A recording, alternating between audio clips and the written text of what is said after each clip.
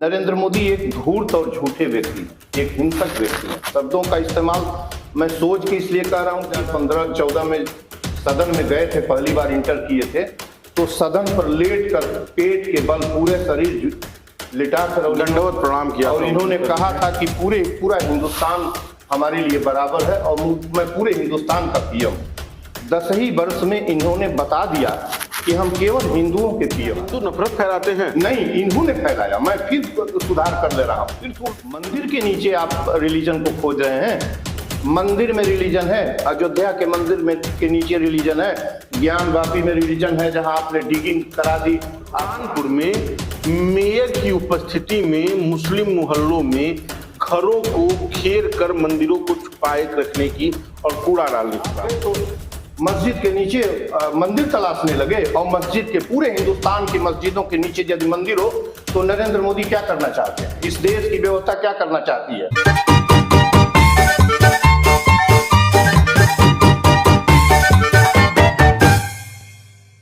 नमस्कार, बेधड़क खबर देख रहे हैं आप और मैं हूं आपके साथ सुशांत। पूरे देश में मंदिर और मस्जिद की राजनीति चल रही है। ये हम इसलिए कह रहे हैं कि आप कहीं भी देखें तो कहीं पर मंदिर दिख रहा है जहां पर मस्जिद था, और कहीं पर कोई नाला मिल जा रहा है, कोई तालाब मिल जा रहा है, कोई कूप मिल जा रहा है। और इसका केंद्र बिंदु बना हुआ है संभल, और खास करके उत्तर प्रदेश के तमाम जिलों में मंदिर मस्जिद को लेकर खूब चर्चाएं चल रही हैं और राजनीति हो रही है तो दंगे फसाद भी भड़क रहे हैं और देश और प्रदेश का माहौल खराब करने की ये लोग कह रहे हैं कि साजिश रची जा रही है। लेकिन इस मस्जिदों के पास मंदिर आए कैसे? पहली शुरुआत हुई अयोध्या के बाबरी मस्जिद से। बाबरी मस्जिद की जगह राम मंदिर का निर्माण हुआ। फिर नारा लगा कि अयोध्या तो झांकी है, काशी मथुरा बाकी है, और उसके बाद से जिले दर जिले मस्जिद में मंदिर दिखने का सिलसिला शुरू हुआ। जहां पर भी इस तरह की सूचना आ रही है वहां पे भीड़ पहुंच रही है, माहौल खराब हो रहा है और फिर प्रदेश और देश की शांति व्यवस्था भंग हो रही है। इस मुद्दे पर हम बातचीत करेंगे और जानेंगे कि ये मुद्दा क्यों इस समय गरमाया हुआ है। राम भद्राचार्य, आरएसएस प्रमुख मोहन भागवत, इन दोनों लोगों का इस मुद्दे पर अलग अलग बयान क्यों है, इस मुद्दे पर चर्चा करने के लिए हमारे साथ पूर्वांचल के गांधी डॉक्टर संपूर्णानंद मल जी हैं। इनसे बातचीत करेंगे। सर, स्वागत है आपका हमारे इस कार्यक्रम में और सवालों का सिलसिला शुरू करते हैं। पूरे देश में इस समय मंदिर ढूंढा जा रहा है, जहां जहां मस्जिद है वहीं वहीं मंदिर ढूंढा जा रहा है, जहां खुदा वहीं मंदिर। क्या कहेंगे इस पर आप? ये नफरत है, एक लाइन का है कि ये नफरत है और इस नफरत को आप विगत 10 वर्षों में इसको क्लाइमेक्स पर, इसका ओरिजिन शशांक जी ने अच्छा कहा कि अयोध्या के साथ चालू हुआ है और वर्षिप एक्ट 1991 आने के बाद 91 में आ गया, जून उनमें शायद आया था, और दिसंबर में ये मस्जिद 92 में गिराई गई थी, 6 दिसंबर को। उसमें लेकिन उसको अलग रखा गया था, उस व्यवस्था से अलग रखा गया था, लेकिन ये आभास हो गया था कि ये माहौल आगे खराब करेगा, तो गिरा दी गई जब मस्जिद। तो ये धीरे धीरे ये दर्द घाव जो भी हुआ इस पूरे हिंदुस्तान ने, और प्रत्येक पढ़ा लिखा वर्ग जो थोड़ा सा जानता है उसने ये स्पष्ट स्वीकार भी किया कि ये जो है ये जुर्म हुआ है, पूरी तरीके से जुर्म है और इस्लाम पंथियों को दबाने की कोशिश है।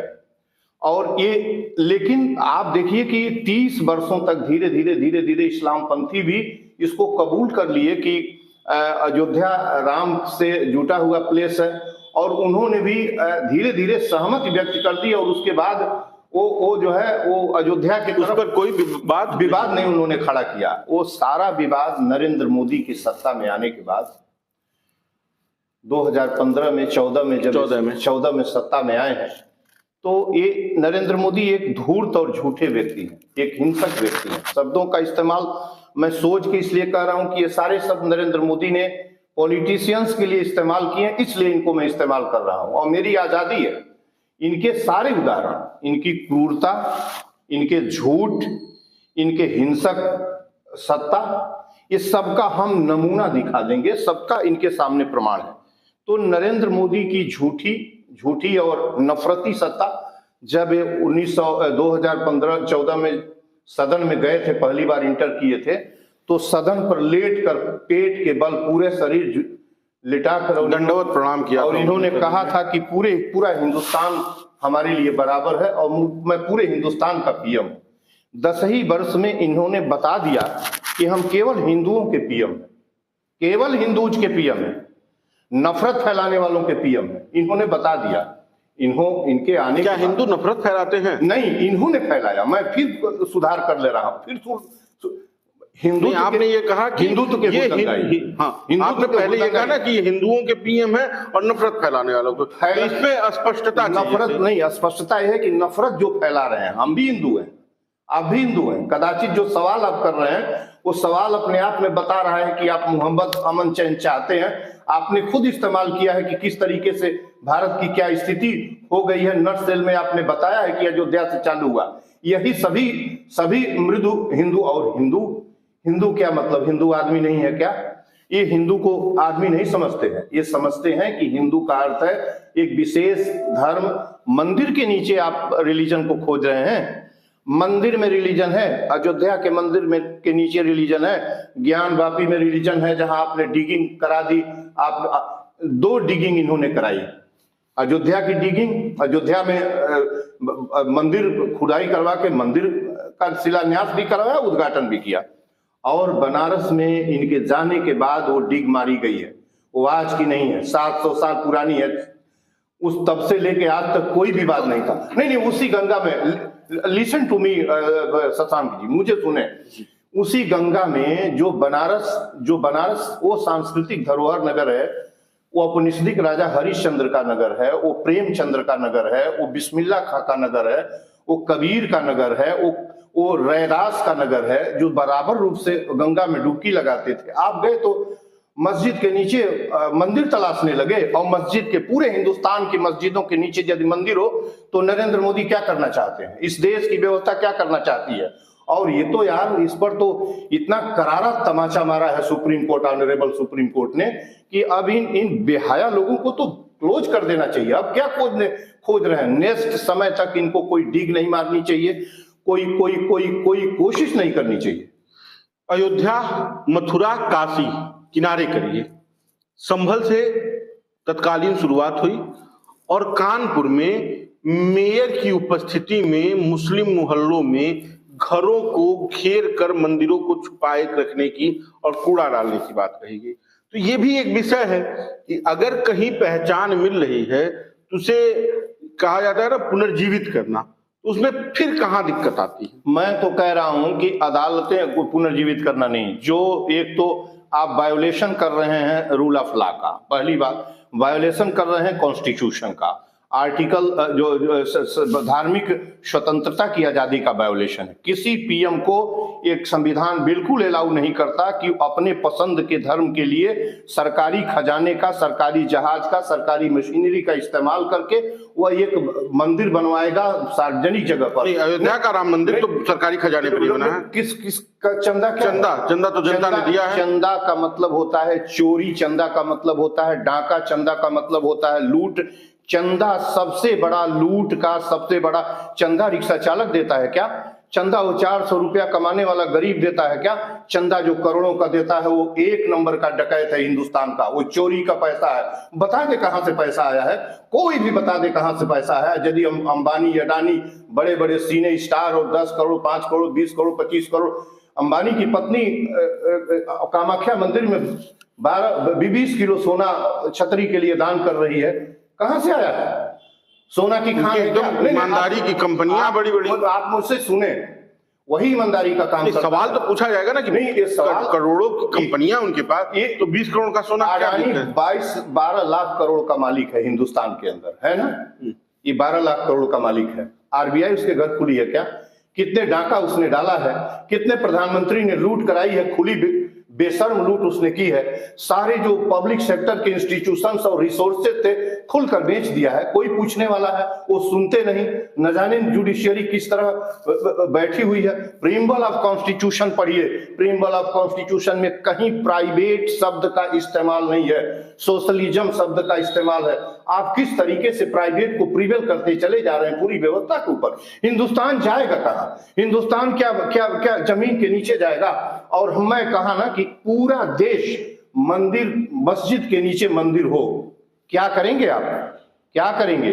और उस मंदिर के नीचे आप खुदाई करवाइए, देखिए ना क्या क्या मिलता है, उसके नीचे क्या मिलेगा ये कोई बताएगा? ये तो सांस्कृतिक स्ट्रेटिफिकेशन है, एक के बाद एक जैसे जिस भी संप्रदाय के जिस तरह के लोग आएंगे वो बनेगा। और आप कहां बैठे थे? आपका भगवान कहां बैठा था? आपका भगवान कहां बैठा था? एक विवादित बयान इन्होंने दिया, गृह मंत्री ने सदन के अंदर दिया। आप जिस भगवान की तलाश करते हैं, आप भगवान को अंबेडकर के ऊपर कह रहे हैं कि इतना ही भगवान भगवान एक फैशन चल पड़ा है कि भगवान अंबेडकर अंबेडकर अंबेडकर। भगवान का नाम लेते तो स्वर्ग में चले जाते, क्यों नहीं भगवान का नाम स्वर्ग में चले जाते हैं? क्यों बैठे हुए हैं सदन के अंदर और जो है होम मिनिस्टर बन के हिंदुस्तान का? वो स्वर्ग 7 जन्मों का नहीं, वो और कोई जन्म जानते हो तो कर लें। स्वर्ग जन्म सीढ़ी और भगवान का सदन से कोई रिश्ता नहीं है। कॉन्स्टिट्यूशन में इसका कोई स्थान नहीं है। आप हिंदुस्तान को मनुष्यता के पहले पेज पे रामचरितमानस की तस्वीर है। आप गुमराह न होइए। आप जो संविधान पढ़े होंगे, हमारी लाइब्रेरी में जो संविधान का पन्ना है उसको हम नहीं जानते। हम आर्टिकल 14 से 18 को जानते हैं, समानता के अधिकार। किसी राम किसी अल्लाह के ऊपर कोई डिस्क्रिमिनेशन नहीं है। नहीं, इसके साथ सहमत हूं मैं, लेकिन मैं ये कहता हूं कि जब मेरा एक सवाल है, मैं कहता हूं सवाल ये है कि जब अंबेडकर को लेकर गृहमंत्री ने सदन में भाषण दिया, उसी समय भाजपा को सत्ता में लाने वाले आरएसएस के प्रमुख ने एक बयान दिया जिसको लेकर विवाद चल रहा है। अब सवाल है, उन्होंने कहा कि हर जगह मंदिर मस्जिद में नहीं ढूंढा जाएगा, और उस पर राम भद्राचार्य ने कहा कि हम जगत गुरु हैं, हिंदुओं की बात हम करेंगे, क्यों नहीं ढूंढा जाएगा? भारत सनातनियों और हिंदुओं का देश रहा है। आक्रांता आए, आक्रांताओं ने हमारे मंदिरों को तोड़ा और अब हम अपने मंदिरों को वापस चाह रहे हैं जी। तो अगर हमारे मंदिर तोड़े गए तो हम उसे क्यों न ले? ये राम भद्राचार्य जो जगत गुरु हैं, जो हिंदू धर्म के मसीहा हैं, अपने आप को वो मानते हैं और हिंदू भी उन्हें मानते हैं। वो कहते हैं कि हिंदुस्तान हिंदुओं का है, सनातनियों का है, तो मंदिर क्यों न ढूंढा जाए? देखिए, आप कई सवाल कर दिए। एक तो कॉम्पिरेटिव बात कर दिए मोहन भागवत और नहीं, वो आपने जो अमित शाह का बयान दिया उस पर हम एक एक का समाधान कर लें कि जो उन्होंने 2 बयान उन्होंने दिया। एक तो पहले ही दिया था जब संभल में लोग डिगिंग मारने गए, तभी उन्होंने जो आप बात कह रहे हैं कि मस्जिदों के नीचे हर मोहन भागवत ने उस समय किया था। ऑन दैट टाइम वो ट्वीट उन्होंने यह बयान दिया था। लेकिन अभी उन्होंने जब ऑनरेबल गृह मंत्री ने कुछ कहा है सदन के अंदर, तब उन्होंने कहा है कि इस तरीके से आप एक एक झगड़े का रास्ता उलझने का करेंगे तो ये अच्छा नहीं है। 2 बात उन्होंने कहा उनके बयान के ऊपर। वो देखिए, राम भद्राचार्य और मोहन भागवत के दोनों की दृष्टि में जमीन आसमान का फर्क है। एक ने डार्क से अपनी दृष्टि बटोरी है, एक ने उजाले से ली है। राम भद्राचार्य ट्रेडिशनल ईश्वरीय व्यवस्था, कोई ईश्वरीय प्राकृतिक व्यवस्था है, वो दृष्टिहीन है। देखिए, बार-बार टिप्पणी तो गलत हो जाएगा। व्यवस्था 15वीं, देखिए बस आपने हमको छेड़ा है। 15वीं सदी के पूर्व पूरी दुनिया में और खासकर यूरोप में रेनेसा के पूर्व जो ईश्वरीय व्यवस्था चलती थी कि सब कुछ ईश्वर का दिया हुआ है, भगवान का दिया हुआ है, आज भी हम 21वीं सदी के तीसरी दहाई के तीसरे वर्ष में, चौथे वर्ष पर 5वें वर्ष में प्रवेश कर रहे हैं। भारत में माँ पैदा करती है, हम पैदा, हमारी माँ पिता हमको पैदा करते हैं, किसान का पैदा हम अनाज खाते हैं और हम सड़कों पर चलते हैं, आदमी का बनाया, डॉक्टर के इलाज से हम जीवित रहते हैं। कैंसर होने पर, बड़ा रोग होने पर आज भी हम कहते हैं भगवान की जो आपका मैंने प्रकृति, ईश्वर मतलब प्रकृति। अरे बहुत विवाद हो जाएगा। आप प्रकृति और ईश्वर में, जो इनका ईश्वर है वो प्रकृति नहीं इनके है। ईश्वर की बात नहीं कर रहा हूं मैं, प्रकृति की बात कर रहा हूं। ईश्वर प्रकृति नहीं है। मैं इनके और अपने और आपके ईश्वर की बात नहीं कर रहा हूं, मैं प्रकृति की, जो प्राकृतिक व्यवस्था है, जो हमें पेड़ पौधे ऑक्सीजन देते हैं, जिसकी वजह से हम सांस ले पाते हैं, उसकी बात। बिल्कुल, तो प्रकृति के हिस्सा है आदमी, इंसान भी प्राकृतिक प्राणी है, प्राकृतिक जीव है, ठीक है ना। तो विषयांतर हो जाएगा। मैं रामभद्राचार्य और इनको उसी पे आते हैं टॉपिक। आप जो मोहन भागवत जी कह रहे हैं, मोहन भागवत BVSC है, बैचलर ऑफ वेटरनरी साइंस के ग्रेजुएट हैं, और संयोग से जिस विश्वविद्यालय से उन्होंने पढ़ाई की है, नागपुर से, वहां से उनको डॉक्टरेट की उपाधि भी उस विश्वविद्यालय ने दी है। अवश्य ही उनकी दृष्टि वैज्ञानिक है, कंपैरेटिवली मोहन भागवत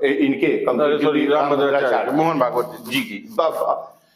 हम पुरानी उनकी व्यवस्था में नहीं जाते। 2015 में उन्होंने इस्लामिज्म पर को टेररिज्म से जोड़कर एक बयान दिया था, जिसके बाद से उनको Z+ VVIP की सुरक्षा दी गई, 15 में ही दे दी गई।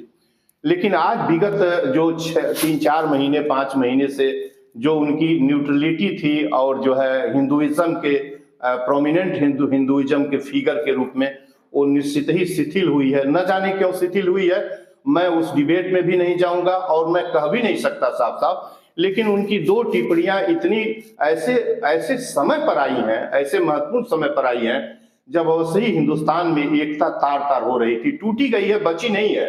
जो हिंदुस्तान की एकता है ना, वो जली हुई रस्सी की तरह हो गई है। रस्सी जलने के बाद भी ऊपर से दिखाई देती है, अंदर से राख होती है।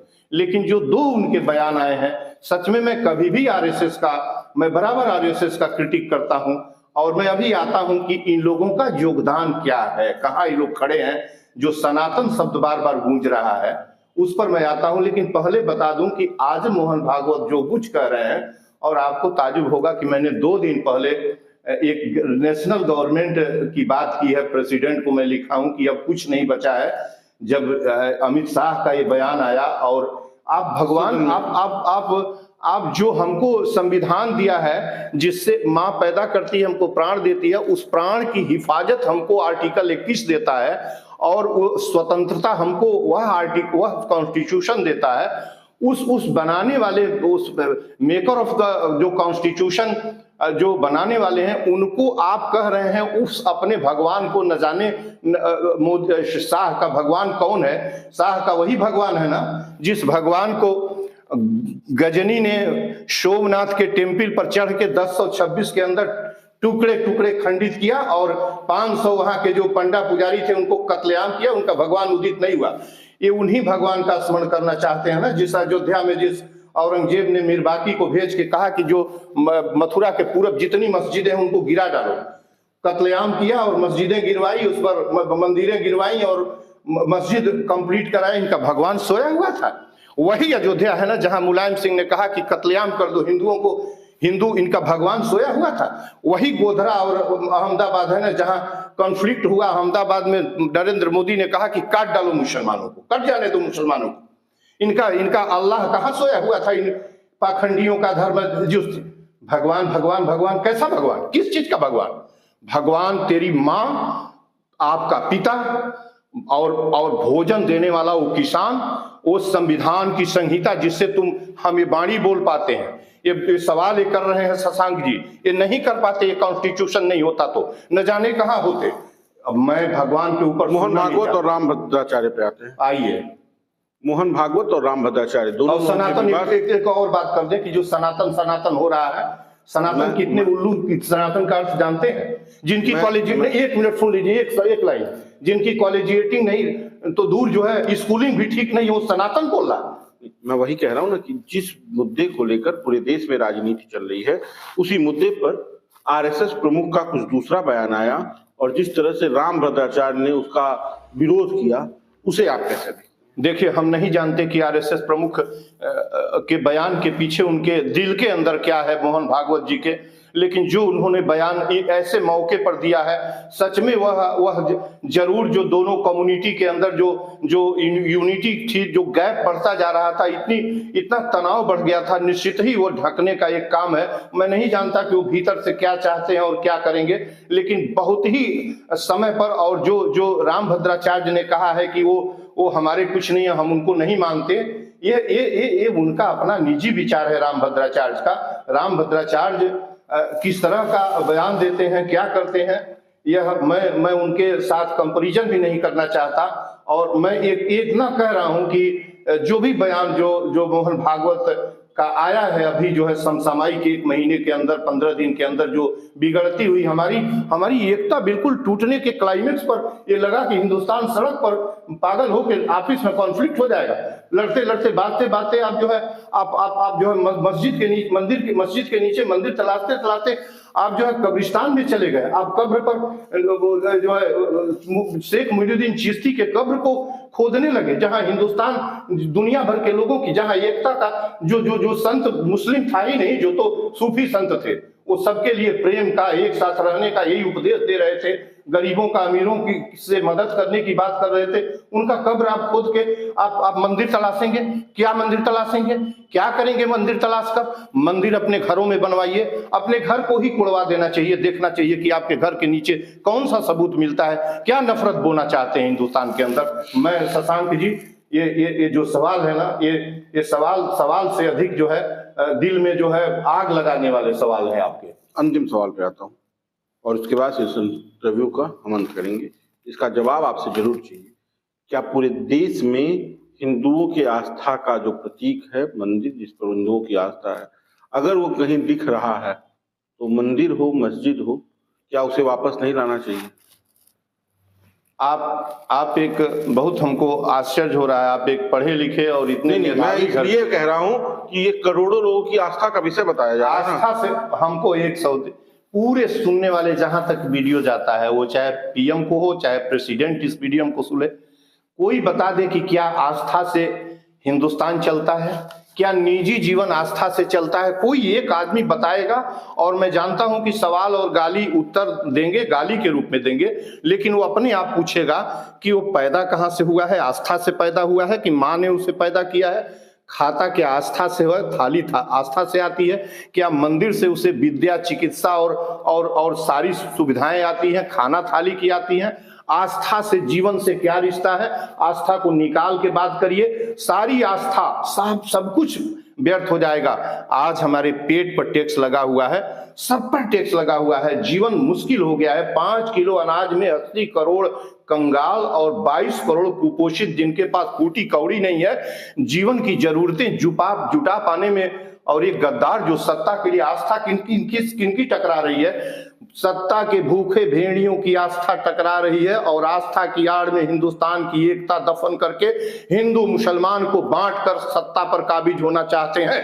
आस्था का जीवन से कोई दूर दूर तक रिश्ता नहीं है। आस्था अवैज्ञानिक, असंवैधानिक शब्द है। मोहब्बत चाहिए। आखिर आप नफरत बोएंगे हिंदुस्तान के अंदर, नफरत चलेगा।